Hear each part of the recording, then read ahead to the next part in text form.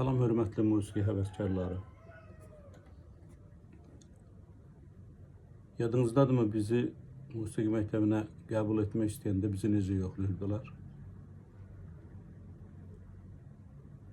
Bir musiqi müəllimi oturdurdu uşağın qabağında.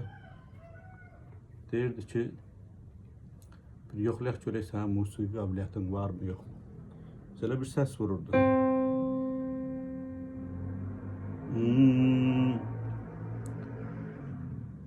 Uşağa deyirdi, bu səsi çıxart. Uşaq nətər elirdi? Müəllimlər bir-birinə baxırlar, deyirlər ki, düz deyil. Bir də vurur.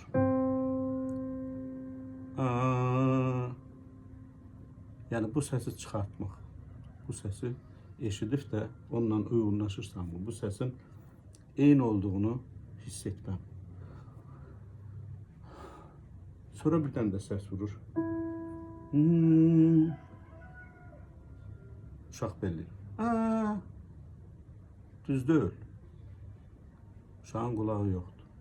Qulağı var musiqi səsi. Əgər bundan keçsə,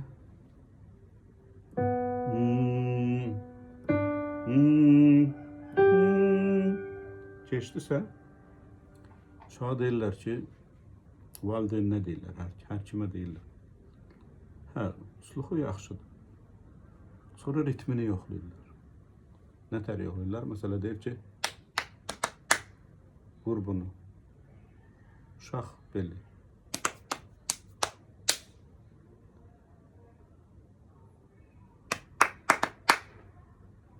Sən eləməlisin. Bunu eləyənmir. Demək, ritmi də yoxdur. Ritmi və musiqi duyumu olmayan uşaqları deyirlər ki,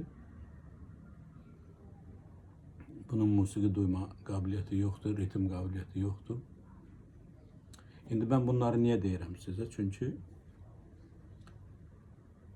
musiqi səsdir. Musiqi duyma deyəndə biz evvela musiqi nədir? Səsdir. Musiqi səsdir. Necə səsdir? Səslər çox ola bilir. İldırım səsi var, su səsi var, heyvanların səsi var, bülbül səsi var, insan səsi var. Bir də musiqi səsi var. Musiqi səsi nə olan şeydir? İnsanların hər hansı bir alət düzəldib də onlardan musiqi alətləri düzəldirlər. Onlar bizim qulağımıza hər zaman musiqi səsi kimi. Məsələn, zurna, saz, tar. Bunlar. Bir də musiqi səsi insan səsidir. Alətlər yaranır. Bu alətlərin üzərində musiqi bəstələyirlər. Ümumiyyətlə, musiqi əvvəlcə zümzümə ilə yaranmışdır. İnsanlar, məsələ, deyir ki, cip cücələrim, oxuyur da. Cip cücələrim, biri cip cücələrim oxuyur, biri cip cücələrim, biri cip cücələrim. Amma bunların fərqi nədir? Səslər hər yerdə var, amma bir səsin eyni səsin zili var, bəmi var.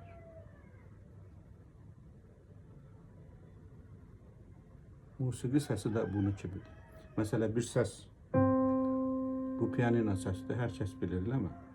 Bu səsin ətrafında zil və bəm səslər var.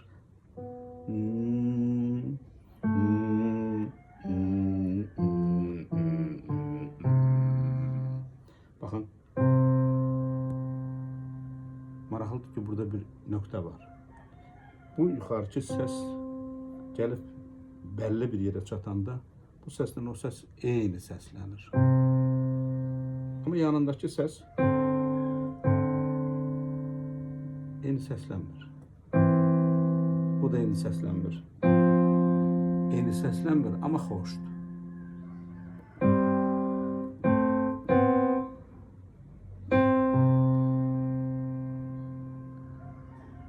Zildə və bəmdə bir-birinə bənzəyən eşidilməsi eyni olan səs oktava adlanır. Görürsünüz, belli bir məsafədən sonra oktavanın bəm səsi olur. Bu zil səsdir də, bu bəmə doğru gedir.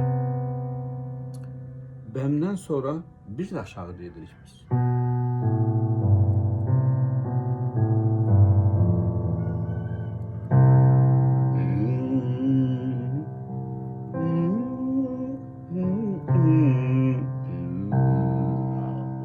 Mənim səsim çatmır. Yuxarıya varmı?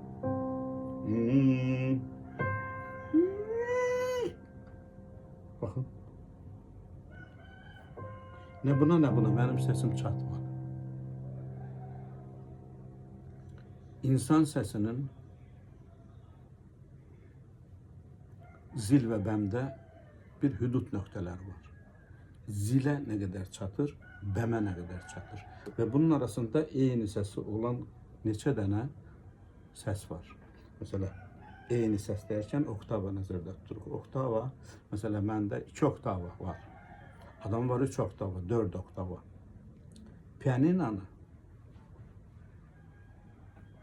dillərinin içində 7 oktava var. 7-dən biraz çoxdur. Baxın. İnsan səsi buna çatmır, buna da. Bu insan səsinə uyğun olan oktavalar bu pianinanın həddləri arasındadır, hüdudu arasındadır. Bundan yuxarı var mı? Var.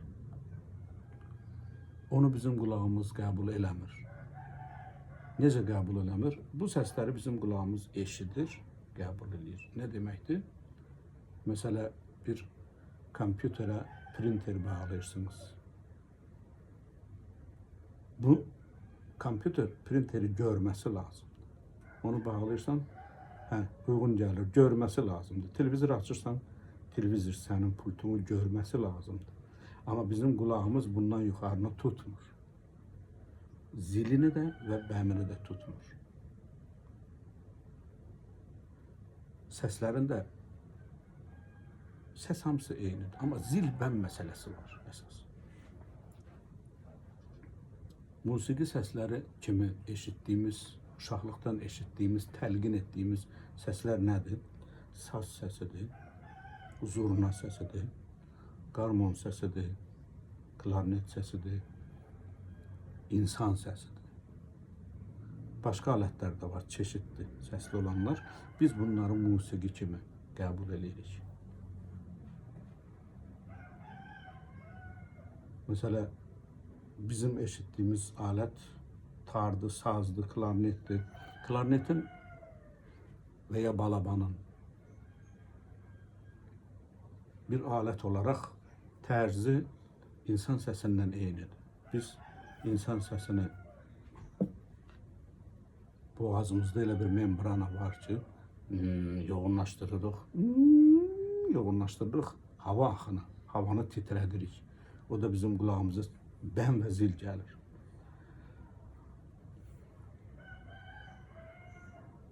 Saz var. Baxın, saz.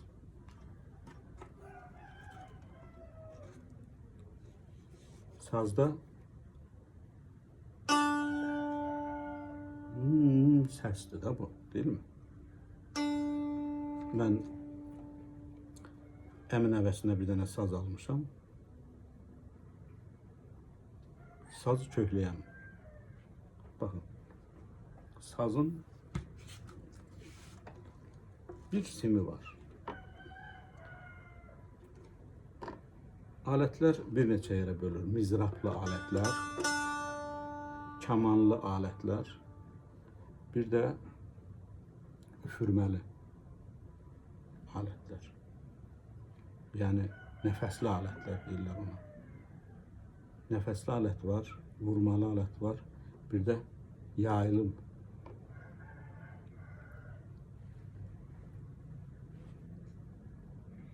Ona nə deyirlər bilmirəm.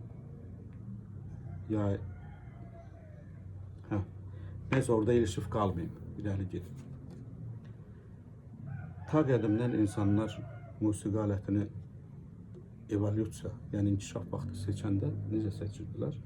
Baxırlar ki, iki nöqtə arasına yəni telmi ya tükmü bağlayarsansa, bunun bəlli bir tarım çəkilməsi var. Mesela bu. Bu bəlli bir zilə çıxmış səsdir.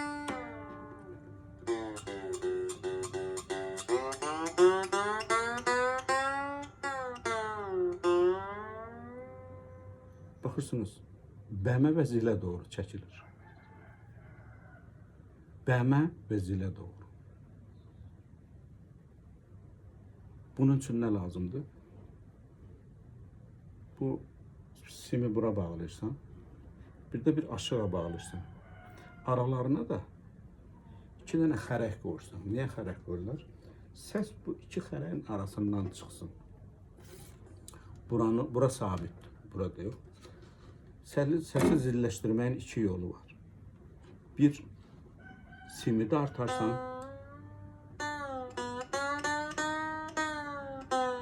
səsləri əldə eləmək üçün.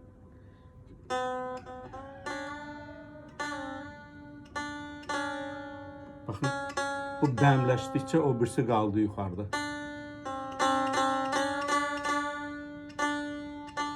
O yadınızda da məktəbdə yoxlayanda ki, bu səsi sən təkrar elə görək nədir? Bu səsi təkrar eləmək üçün sənin səsin belə olmalıydı. Piano yuxarıdakıdır.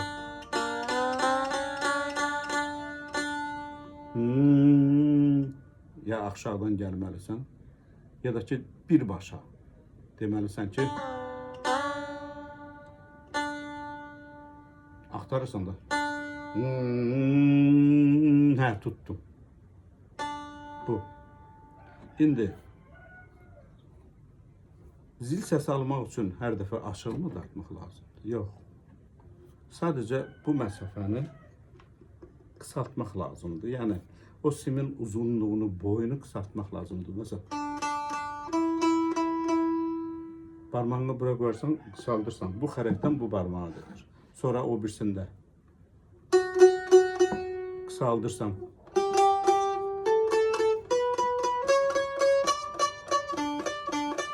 O dediğim şey var idi, oktava. Hemen o budur. Bu səslə bu səs eynidir. Demək ki, bu açıq səslə buraya qədər zil olan yerə gələrsənsə, hemen bu nöqtədə olan oktava, bu nöqtədən bu nöqtədə olan oktavaya bərabərdir. Bunun zil oktavasını tapmaq üçün riyazi olarak bu bilinir. Açıq simin tam ortası o açıqdan gələn səsin bir zil oktavasıdır. Buradan buraya olan səsin zil oktavasını tapmaq üçün bu səslə bu səsin arasını yarıya bölürsən, matematik təxminən. Bu səslə bu səsin arasında oktava tapmaq üçün bunu yarıya, bunun buraya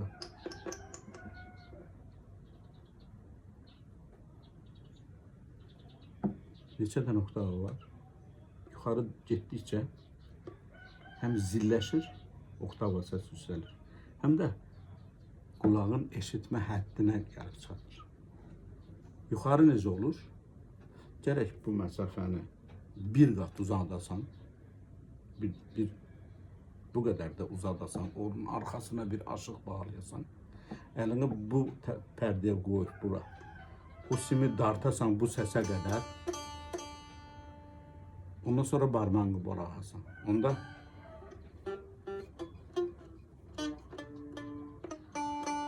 o bu olacaq.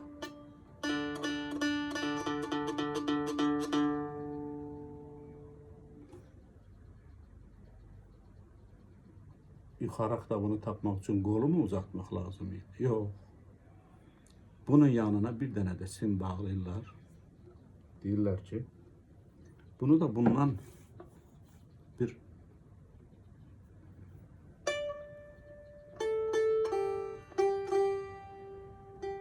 bunun təsənə bağlı.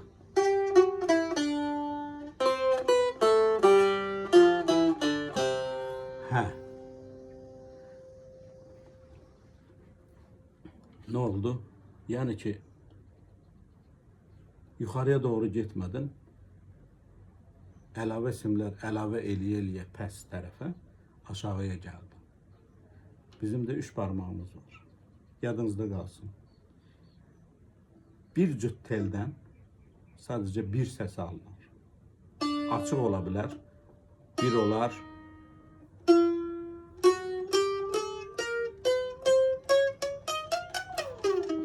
ya da iki səs alanmazsan. Ya bir barmaqla aşağı gedirsən, ya ikinci barmaq, üçüncü barmaq. Tez olmaq üçün ikinci, üçüncü barmağı istifadə edin.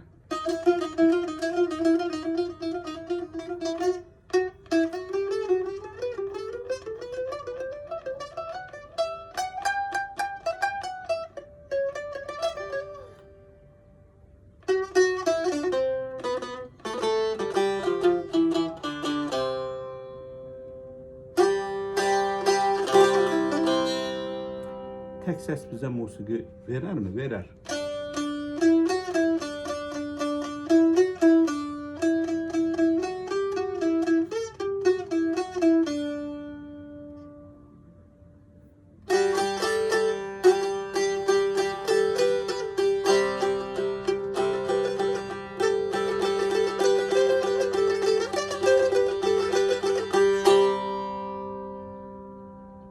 Sesler arasında bir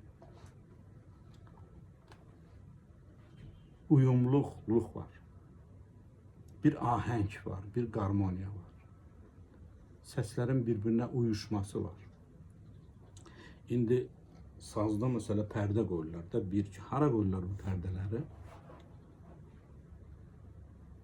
Adam əvvəl musiqi bəstələmiş. Onu icra etmək üçün bu səsi deyir. İndi burada bir başka şey de var. Birinci səsi hamısını tutursansa, bu başlanğıc səsidir. Buna görə musiqini qurursun.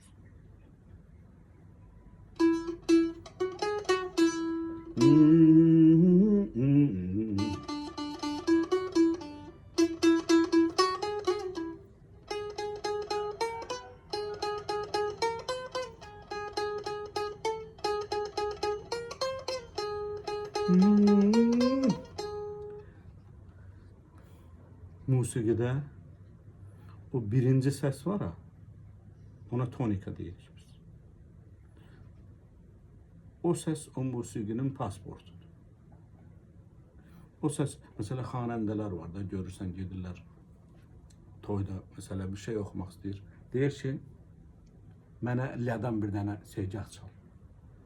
Lə səsini verən kimi onun bütün orqanizmi lə səsinə, segahını düzür zəncirini. Pasportunu verdi, açıb baxdı ki, hə bu, mesela Mirzə Hüseyin segahıdır, lə segahı. Bəzi, mesela bir hər kəs bilir ki, çaharcaq hardan oxunur? Çaharcaq dodan oxunur. Hansı dodan oxunur? Pianinonun dosundan deyil. Nisbi olarak tara ad verdiğimiz dodan. Yani pianinonun sesinden, bunu ayrıca bir mevzudur, bunu danışmak sonra lazımdır. Ses, niye mesela pianinonun do sesine do deyirlər? Hər hansı bir səsə do da demək olar.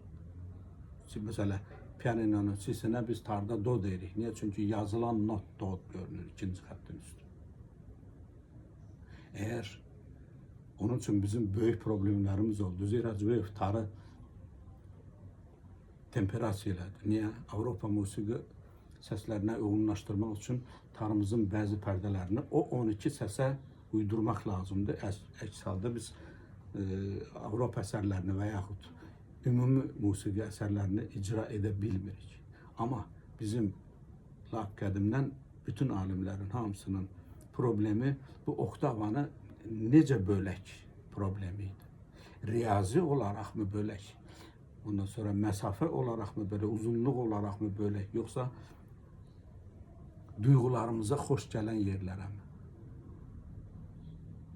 Pifagor'un vaxtında Pifagor iki tane nöqtəyə sim bağlayır da arasından bir dənə belə dayaq qoyurdu, simi boyunu qısaldırdı və səsini vururdu. Baxdı, gördü ki, bunu elə 12 yerə bölmək daha uyğundur. Çünki səslər bir-birindən uyuşurlar.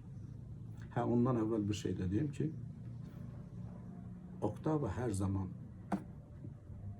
bir səsin məsafəsi var. Bu məsafənin ortası eləyir. Yəni, ikinci oktava bərabərdir. Bu böyük bölünsün 2 yerə. Bundan sonraki oktava bərabərdir. Bu bölünsün 4 yerə. O bölünsün 8 yerə, 16 yerə, 32 yerə, 64 yerə. Onun riyazi bir ifadəsi var. Kök altda 2'nin 12. dərəcədən, kök altda 2'nin 12. dərəcədən kökü. 12. dərəcədən kökü altda 2'yə vururlar.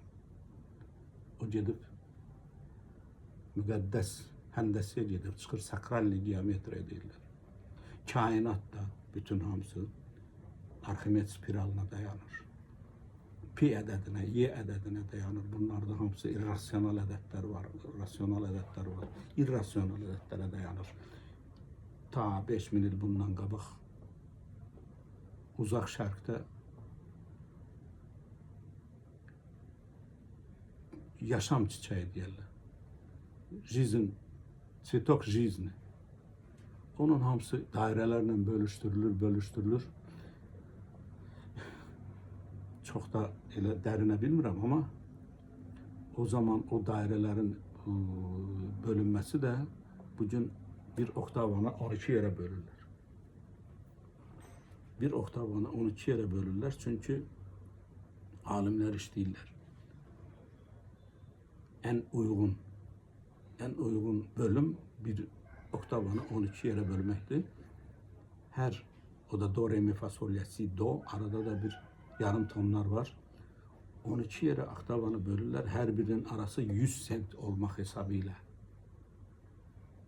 Piyaninoda bir notla o birisi notun arasındaki mesafe uzunluq məsafəsi değil, sent olarak ses mesafesi 100 sent. O 1200 senttir bir oktava. Bunun da arası 1200 senttir. Bu 100 senttir. Bu da 100 senttir. Buradan yukarı ve o birisi oktavaların arası ses 100 sent. Zil veya bəminə baxmadan. Onda musiqi əsərlərini ifa edərkən qulağa dissonans, yəni qulağı rahatsız eləyən, ona ərəbcə tənafür veya mütənafir səslər deyirlər. Mütənafir səs qulağa xoş gəlməyən. Həmişə musiqi nəzəriyyəçilərinin bir problemi olur. Oktavanı biz qulağımıza xoş gələn yerlərə görə mi bölək, yoxsa riyazi olaraq mı bölək, sistemli olaraq mı? Şərq musiqisi sistemli olaraq bölünmürdü. Əbdülkadir Marağalanın vaxtından, Urməvinin vaxtında, İbn Sinan, ondan sonra Nəsrəddin Tusi vaxtında bunlar lap Üzeyir Hacıbəyev olsun. Üzeyir Hacıbəyev bunlardan çıxdı. Neynədi? Bizim musiqi özəlliyimiz odur ki, biz də ümumi musiqidə iştirak edək və oktavanı 12 yerə bölünən səsləri tara qoyaq. Yerdə qalan 5 dənə pərdə qalır. O 5 dənə pərdələri muğam pərdələridir. Sazda bəzi pərdələr heç yoxdur. Sazda temperasiya olmayıb, saz nota yazılmayıb. Şifahi gedir. Bugün var, sabah yoxdur. Amma tar yenə də temperasiya olundu, orkestr yarandı. O da necə yarandı, sonrası bəlli deyil. Üzeyir Hacıbəyevin dediği kimi alətlər qoyulmadı. Üzeyir Hacıbəyevin dediği kimi şərq musiqi orkestri yaranmadı. 3-5 dənə bəstəkar çıxır ora, yazdı, getdi, mənim nənəm qulaq asmır. Mənim nənəm Üzeyir Hacıbəyevin arşın malalarına qulaq asır. Köroğlu'ya qulaq asır. Mən bir kimsəni tənqid eləmək fikrində deyiləm. Amma bir musiqimiz bizim dilimizdir, ana dilimizdir. Kəndin dilidir, köyün dilidir, şəhərin dilidir, akademikin dilidir, fəhlənin dilidir. Bizim, baxın, Bakı kəndləri var.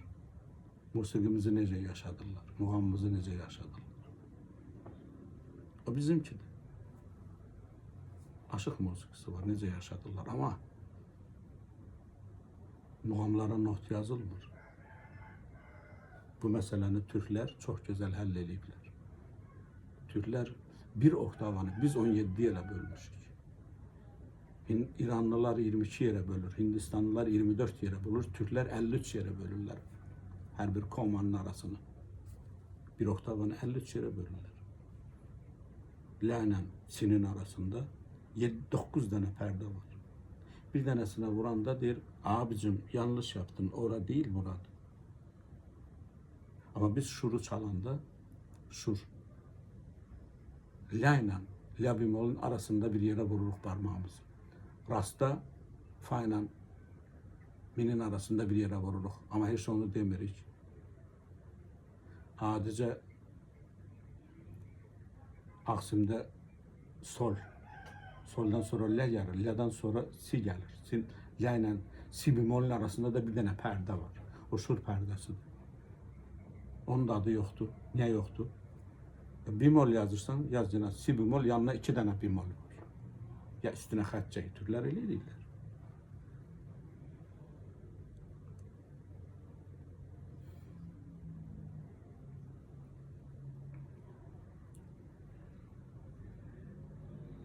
Çok mu danıştım? Bunu təzədən danışa bilərəm.